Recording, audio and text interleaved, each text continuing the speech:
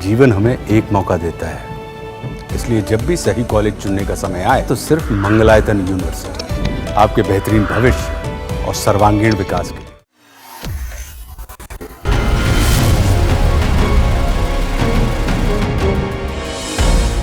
पाकिस्तान के पूर्व विदेश मंत्री बिलावल भुट्टो की तरफ से एक ऐसा बयान सामने आया है जिसने पाकिस्तान की पोल खोल दी है।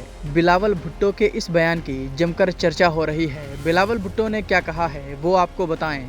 उससे पहले आपको बता दें कि फटाफट खबरों को देखने के लिए आप अपने फ़ोन में दैनिक जागरण ऐप को इंस्टॉल कीजिए। यहाँ आपको सटीक और सही खबरें मिलेंगी। इसी के साथ ही दैनिक जागरण के इस पेज को सब्सक्राइब, लाइक और शेयर भी कीजिए। चलिए वापस अपने टॉपिक पर आते हैं।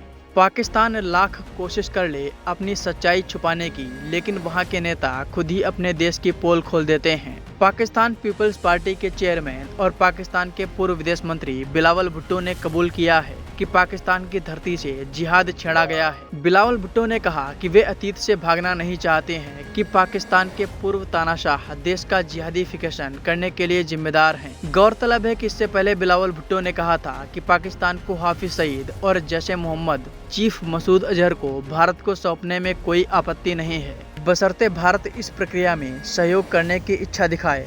वेबसाइट द वायर के वरिष्ठ पत्रकार करण थापर को दिए गए एक इंटरव्यू में बिलावल भुट्टो ने कहा कि जिन समूहों जैश मोहम्मद और लश्कर तैयबा की बात कर रहे हैं, इन्हें न केवल पाकिस्तान के बाहर बल्कि पाकिस्तान के भीतर भी आतंकी हमले करने की अनुमति हमारा देश नहीं देता है। पहलगाम में हुए आतंकी हमले को आतंकी हमला करार देते हुए बिलावल भुट्टो ने कहा कि वे पीड़ितों के दर्द को समझते हैं। पाकिस्तान खुद आतंकवाद का भुक्तभोगी रहा है और पाकिस्तान में कुल मिलाकर 92,000 लोगों ने जान गंवाई है। जब बिलावल भुट्टो से परवेज मुशर्रफ के बारे में सवाल किया गया और कहा गया कि मुशर्रफ ने खुद कहा था कि हमने आतंकवादियों को सपोर्ट किया है और उन्हें कश्मीर में लड़ने की ट्रेनिंग दी है, उन्होंने कहा कि इतना कहना पर्याप्त होगा कि कोल्ड वॉर के बाद इन क्षेत्र की नीतियां ऐसी हो गई थी कि एलईटी जैसे संगठनों को आतंकी संगठन नहीं माना जाता था। इसके बाद 9/11 आया। इससे पहले इन ग्रुप के लोगों को आज़ादी के लड़ाके कहा जाता था। बिलावल ने कहा कि पाकिस्तान की सरकार ने तब अफगानिस्तान के अंदर लड़ने के लिए ऐसे संगठनों का सपोर्ट किया था,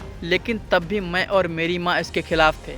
बता दें कि बिलावल भुट्टो की मां बेनजीर भुट्टो पाकिस्तान की प्राइम मिनिस्टर रही हैं और आतंकियों ने गोली मारकर उनकी हत्या कर दी थी। बिलावल भुट्टो के नाना जुल्फिकार अली भुट्टो भी पाकिस्तान के प्रधानमंत्री रहे हैं।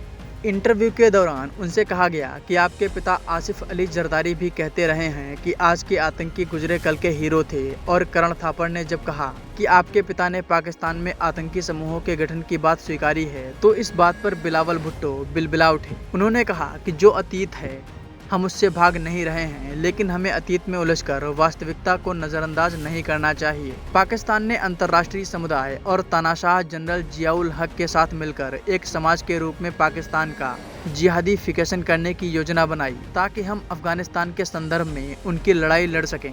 बिलावल ने कहा कि अलकायदा हो या कोई और आतंकी संगठन, सभी अफगानिस्तान जिहाद से जुड़े थे। एक बार जब अफगानिस्तान जिहाद खत्म हो गया तो कुछ समूहों ने तय किया कि 9/11 को अंजाम देंगे।